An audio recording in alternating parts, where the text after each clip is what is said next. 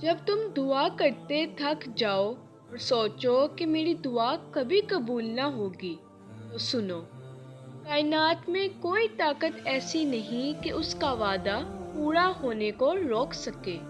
اگر خیالات تمہیں مایوس کر رہے ہیں تو یاد رکھو کہ اللہ تمہاری ہر التجا سے واقف ہے۔ ارشاد بڑی تعالیٰ ہے اور وہ آسمان اور زمین کا موجد ہے، اور وہ جس بات کا فیصلہ کرتا ہے تو اس کے لیے وہ بس حکم دیتا ہے، ہو جا، تو وہ ہو جاتی ہے۔ یاد رکھو، زبان سے نکلی کوئی دعا اللہ ضائع نہیں کرتا، مگر ہاں، دعا کی قبولیت کا خاص وقت ضرور ہوتا ہے۔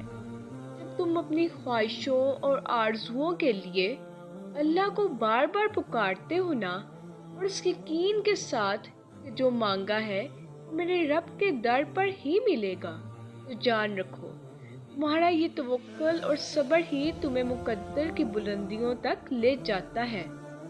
اللہ تمہیں جو کچھ عطا کرنا چاہتا ہے اس کے لیے غیر محسوس طریقوں سے اسباب کے ذرائع فراہم کرتا ہے، کیونکہ وہی جانتا ہے کہ کس رنگ کے دھاگے سے کہاں پیوند لگانا ہے۔ تم بس یقین رکھو کہ ہر مشکل کے بعد آسانی ہے۔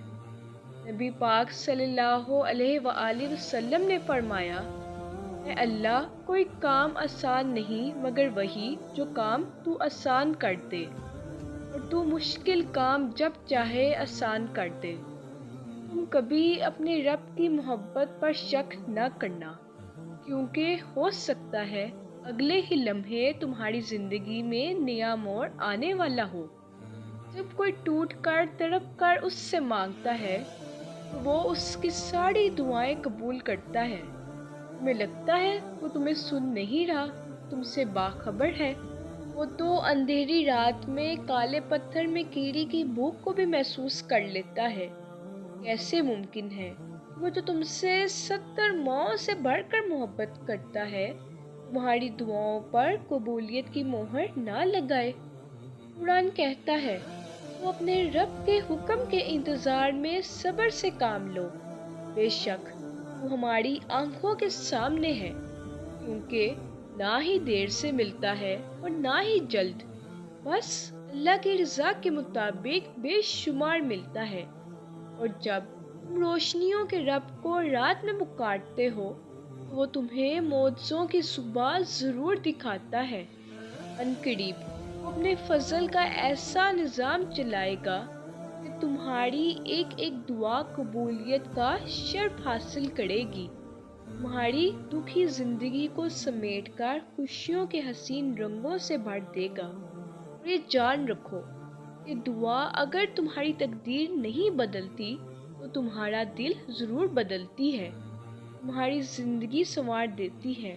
حضرت نوح علیہ السلام کو جب ہر طرح سے راستے بند نظر آ رہے تھے تو انہوں نے اللہ کو پکارا تھا۔ قرآن کہتا ہے، اب ہم نے موسلا دھار بارش سے آسمان کے سارے دروازے کھول دیے اور زمین کو پھاڑ کر چشموں میں تبدیل کر دیا، اور یہ سارا پانی اس کام کو پورا کرنے کے لیے مل گیا جو مقدر ہو چکا تھا۔ اور جانتے ہو، اس پکار کے نتیجے میں ان کے لیے راستے کھول دیے گئے۔ ارشاد بڑی تعالیٰ ہے، مجھے پکارو تمہاری دعا قبول کروں گا۔ جب تمام راستے بند نظر آئیں اور سب ناممکن لگے تو یاد رکھنا کہ ایک راستہ ہے جو ہمیشہ کھلا رہتا ہے، اور وہ دعا کا راستہ ہے۔ اس راستے سے گزرنے والا ہمیشہ منزل تک پہنچتا ہے، کیونکہ لفظ ناممکن میں بھی اللہ نے یقین رکھنے والوں کے لیے ممکن کو عیاں رکھا ہے۔ اللہ بے مقصد تو نہیں دعا کے لیے آپ کی بند مٹھی کو کھول کر مانگنا سکھاتا۔